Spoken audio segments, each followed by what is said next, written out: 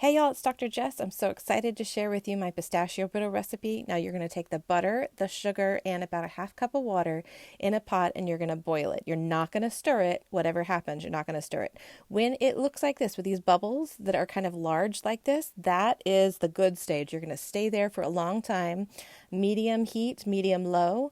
Meanwhile, you're going to chop up some pistachios. Little crumbs make a really fun texture. Big pieces make a different texture. When your caramel starts going, so your butter and your sugar will start mixing, you'll notice that it's changed colors from this yellow over to this golden brown amber color.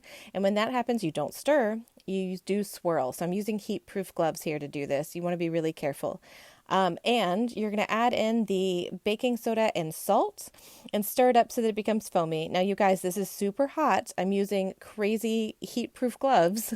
So you want to stay as safe as you can. Get all the dogs and the children out of the kitchen during this time because you're going to transfer this hot lava goodness over to your pistachios, and you'll pour it all over the pistachios while it drips out.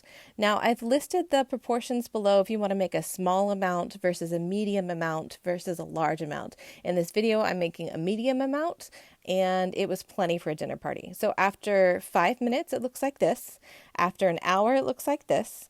And you should be able to pick it up. Now, the longer you're able to let it sit like this, the less sticky it will be.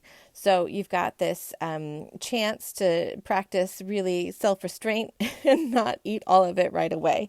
So you'll break up the pieces. A piece about this size is plenty as like a bite because it's going to be really rich. And you'll notice that on one side, you'll see all the pistachios kind of beautifully laid out.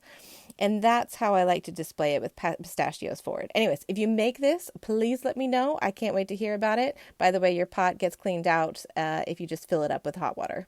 Okay, enjoy.